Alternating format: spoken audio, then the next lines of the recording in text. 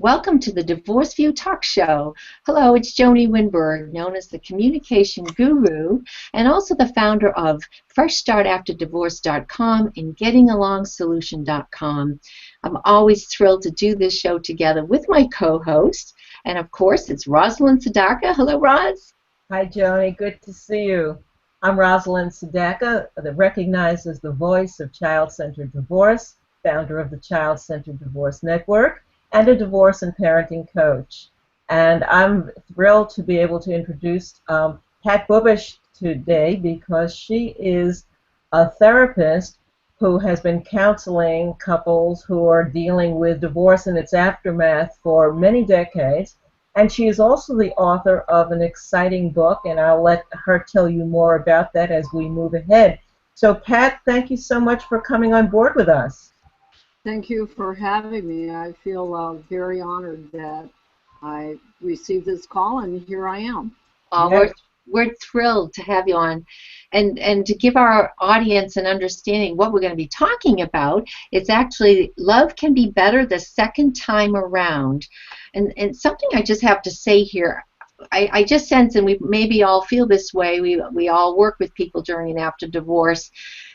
A lot of people ready to jump into dating and just think it's going to happen. But Pat, I have a feeling you're going to tell us there's a little bit more prep work than that. Mm-hmm. I think so, and I think that based on the people that I've spoken to in gathering information for my book and for just talking to people, and what I have heard from those who have failed and then found success is that when they took time, when they didn't immediately jump back into a relationship, marriage, they learn to know themselves better and feel comfortable in their own skin. And I'd like to add something here that I was listened to last night. I have developed a friendship with Pam Evans, who has written a book called Ring Exchange, the story of a multiple marrier. And what I've appreciated about this is she calls herself a relationship strategist. And this is her goal, is to help people realize that they do need to do some, as she says, homework. Mm-hmm. And one of the things she said just last night, which to me just came right in on what I wanted to talk about today on your program, is she said, look back in the rearview mirror. Mm-hmm. And that is so true. I don't emphasize look back at your mistakes and learn from them because I really don't like the word mistake. I'd rather say decision, because I think mistake kind of says, oh, you did something wrong. Decisions, we all make decisions, and sometimes we're very fortunate and sometimes we're not.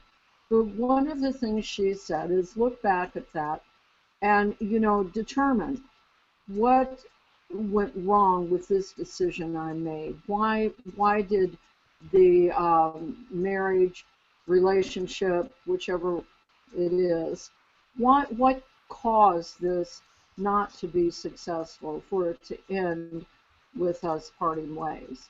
And I think that is such an important part of moving forward. You want to move forward. That's the goal of life, is to be moving forward. But we have to look backwards sometimes to determine why we're where we are. And I guess what's coming up for me is that do you feel, and this not to get off sidetracked or anything, but do you feel as though that maybe someone hasn't done that homework, so to speak, if it's a second and third marriage, and those rates are even higher? Right. I do. And,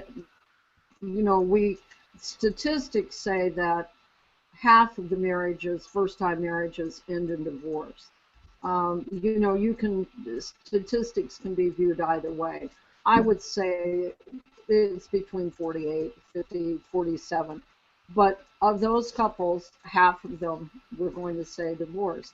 But what's noted is that number goes up to over 60% in second marriages.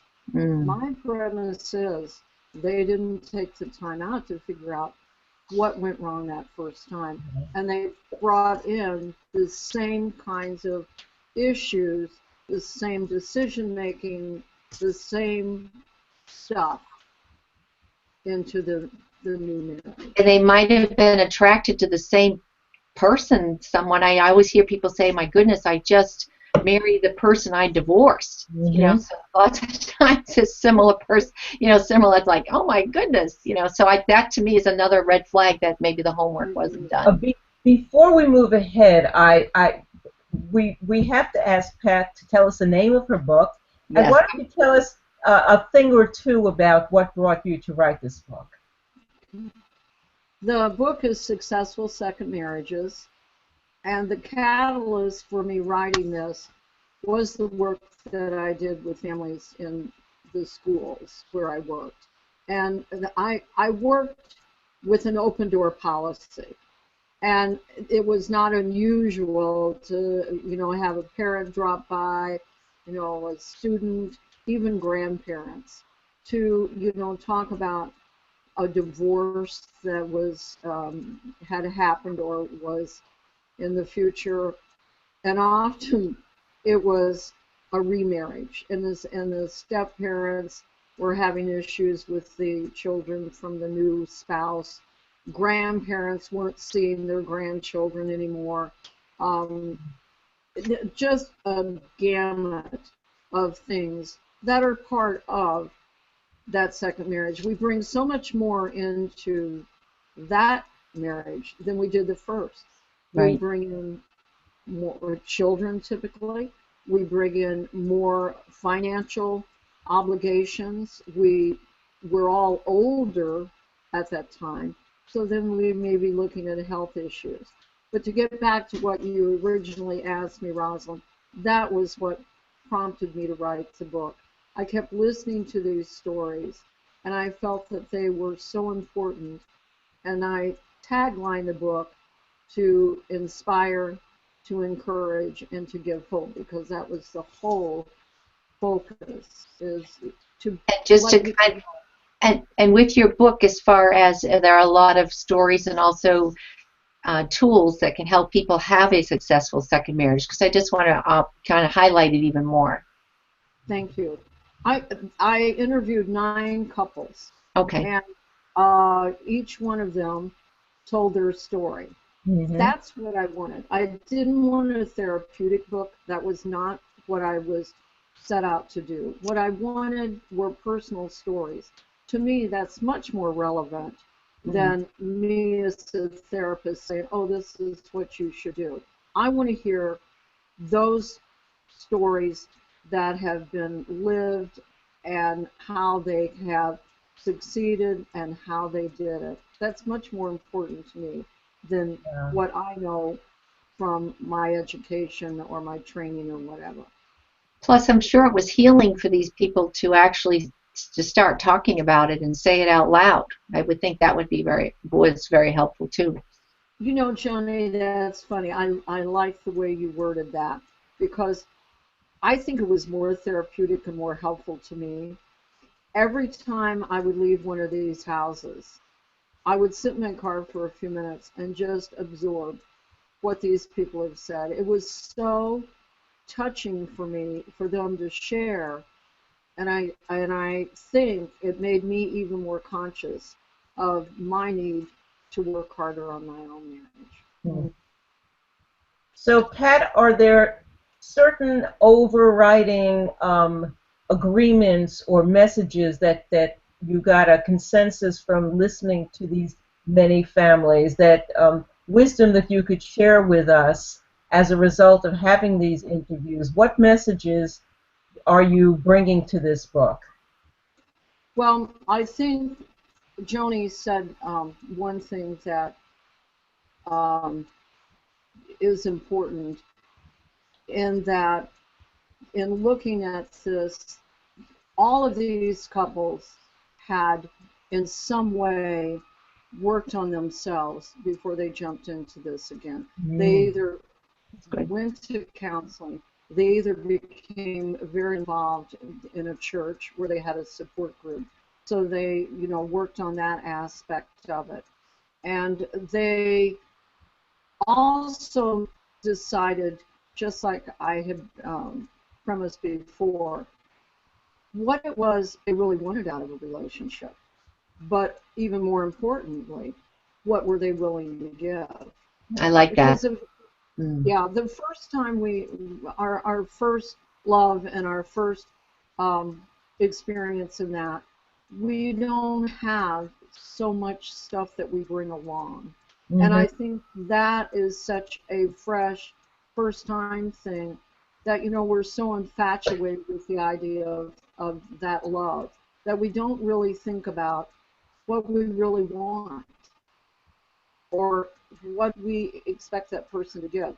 And when I talk about expect them to give, I'm really not talking about material things, physical things. I'm talking about their willingness to be there when you need them, like a parent dies, or there is a serious illness in the family. One of the stories, soon after they married, she became legally blind. Wow. And so that changed everything. They had only been married a couple of years. Other couples, the loss of the child, adult child, and death, and there were just things that happened in this second go round that weren't the experience they would have had the first time. And how much were they willing to be there for that person? That's a whole, like you said, you're bringing a lot more to the table the second time around as well. Yeah. May I share one story with you? This please do. And the stories, they're just beautiful stories. This one couple, they had met and they had decided they weren't in any hurry to marry, that they were just going to buy a duplex. Do you folks have duplexes? Kind of an old term here. I think villas has replaced it. But they were just going to buy a side by side, and they'd just keep dating and but there was no hurry to get married. And soon after that decision, her eldest son, at the age of 28, sudden death. And she was just, heartbroken and despondent and depressed. And this went on for months, and he was beginning to really be concerned over her progress in getting over this. So he came to her one day and he said, I want us to get married. And she said, yes, but I will be crying every day. And he said that I will hold you every day while you cry. Oh. I can't tell you that it doesn't, again, touch me, because that was the second marriage, but that wasn't his child. He didn't even know this. But his love for her transgressed any of it. Also, Pat, I see that as how the path could have gone to the left or to the right, divided in half there, because he could have said, this really isn't going to work. I'll see you later. Exactly. And, if you hadn't told me that it was a really good story, my mind was almost going that way. But, it was so pleasant to hear, and I know it was going to be a happy ending the way you described it. But to me, that is the person you'd want to marry, because it's like, hey, through thick or thin, I'm here for you. And that was just beautiful. But you can see how that really would cut to the chase pretty quick, because they could have said, I'm sorry, but it's not quite right for us. So that was a good happy ending. Yes, it was. And most of them are. The one couple, and I may be speeding ahead here, because this goes to the reference of you may be in love, but your children aren't. And let's talk about that, sure. Yeah. Okay. Well, this couple had so much in common, and they were very spiritual people. They had a wonderful church family, wonderful friends. They had known each other in high school and re-entered each other's lives, years later after they reached divorce. everyone was delighted for this marriage except the children. Mm. And these were children in their teens, which can be more difficult. Yeah, in general. Now, what age group were the children in? Were these younger or adults? Teenagers. There were two older teenagers and two like tweens, you know, 14, 15, 13. Yes. And then his children were 19, 20. This couple had such a respect, such a love for each other. They separated 5 times in 4 years because of these kids. Wow. Wow. But now they're empty nesters, and they're like two lovebirds. You know, they both life is wonderful. And they said, we knew these kids were just driving us apart. So he would go live with his brother for a while, and they would take time out, and they finally got through it. Boy, that's a true test. Wow. There's no doubt about it that kids can intentionally sabotage a second marriage relationship or any new relationship after a divorce. And I think the more threatened the children are or insecure from the past, the more they're likely to reject that new party. And then again, sometimes they have good reason. Sometimes we are so enamored with being in love that the adult doesn't see things that the children are seeing. Right. So I'm sure you've counseled families in all regards. Is there some advice that you can provide about handling children, blended families, and starting new relationships? The first thing that comes to my mind is not to rush your children to be in love with this person as you are. Just don't expect them to just immediately welcome this person, accept this person as a program person, because they have a loyalty to that other parent. That's still their parent. And I think they see they're going to lose more time with the parent that is now in love, and the time is getting divided even more, because when the divorce occurs, the non-custodial parent has less time as it is. And then if that's the one that finds this new love, that time gets divided even more. So I think the best thing that a parent can do for the child is to give them time, not to rush them and say, oh, but you need to be nice, you need to be, thoughtful, you need to include Susie because I love her so much and she's going to be your new mom. Yeah. Ouch. Let them come to that conclusion. Give them time. Would you also suggest that maybe not force them in a situation, like have them over the house a lot, just kind of work that in as well, not all of a sudden they're there for every dinner or every supper, just kind of go slow that way?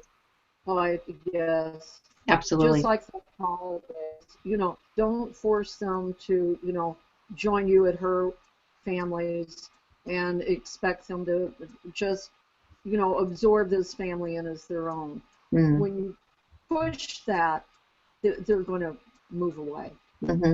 And just take your time and work it out. And I know it's, especially when you're in love again and excited and you want them and want everyone to be a family. It's just, try to take off your rose-colored glasses for a little bit, and once again consider the kids and be very patient. Because it's a process. One of the things that I thought was very insightful is I have known a couple of people that when they started dating again, they made a point of not introducing their children to someone when they were just dating. Sure. They did not introduce their children to any new person until they felt like this was someone that was going to be around for a while and was important to them. Just casual dating, they just didn't do that to their children. I know of someone that I was coaching that he introduced his kids to everyone he dated, and the kids started to not take, well, they didn't take him seriously at all. After a while, they just said, you know, who's now, or who are you dating now, or is this one, is this the real? I mean, they just started joking about it, and they just said, oh, whatever, you know. So your point is well taken for sure. Right. I wanted to make sure that once again people know the name of your book, and I know your website is on the screen under your name, but if you can make sure that they know the name of your book and where to find it, and also to be in touch with you or connect with you. Yes. It's Successful Second Marriages. It is on Amazon.com. And there's also one there that's Pat's Books, if you want to price it out through that site too. And I am always reached through Patricia the Counselor at yahoo.com. And I appreciate comments and thoughts and stories. And also your website, if they did go there. It is www.successfulsecondmarriages.com. So they can contact you as well as learn or purchase your book there as well. Right. Okay, perfect. Yeah. The book is on Amazon.com.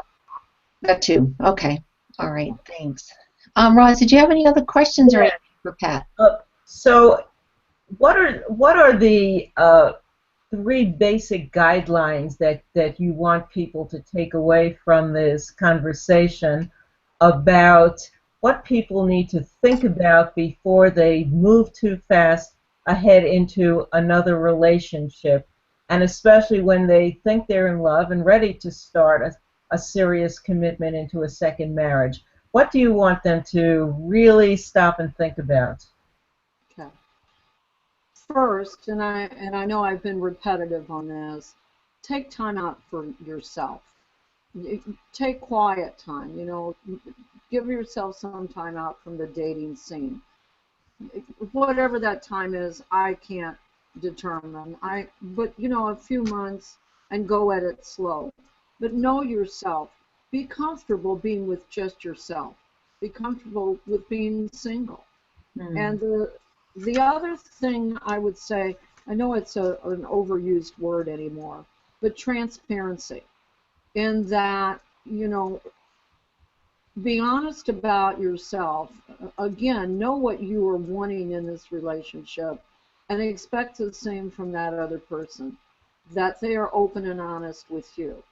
So transparency in that both of you, you know, you get beyond that enamored time when the reality of if you marry and what decisions you need to make. So you need to know each other as well as you can. Be open and honest. And I think the one thing that's extremely important is where are you going to live? I know that sounds pretty easy, but that can be a very tough thing for two people that each have maintained their own home. And the best advice on that is that you find a place, buy a place that is yours together. But I think those are 3 things that really will help in the success of that second marriage. Good advice. Great tips. Yes. And what would you suggest for people to be aware of? What is it that you found in it? Was there a common thread in what you've learned that people should be very cautious about in either themselves or their partner? Well, I think Joanie said it a little while ago. She said that people tend to go back to the same personality as what they originally married to.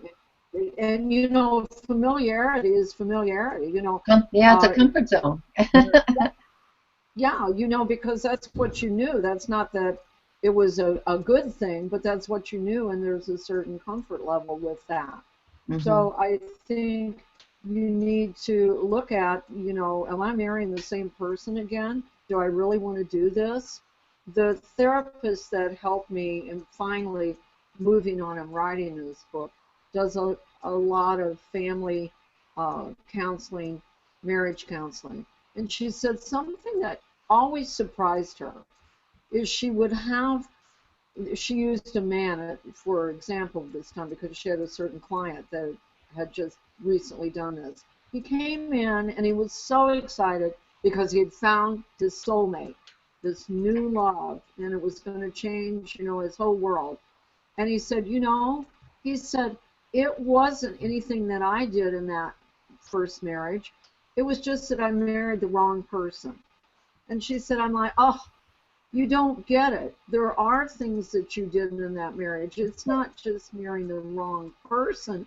You know, what did you do in that marriage that caused the failure? You know, so she said it just astounded me that this was his conclusion to that. Oh, I just married the wrong person. It wasn't that. I think that's much more common than we want Yeah. to think about.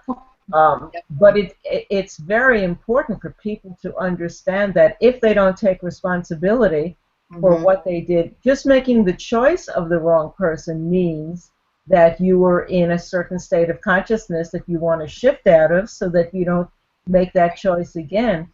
You have to have that awareness, or else you're just setting yourself down the road for another destructive relationship. And definitely make sure that, you know, part of the process is looking in the mirror. And I know that's really hard for a lot of people, especially if they're more ego-based, but that's part of the process.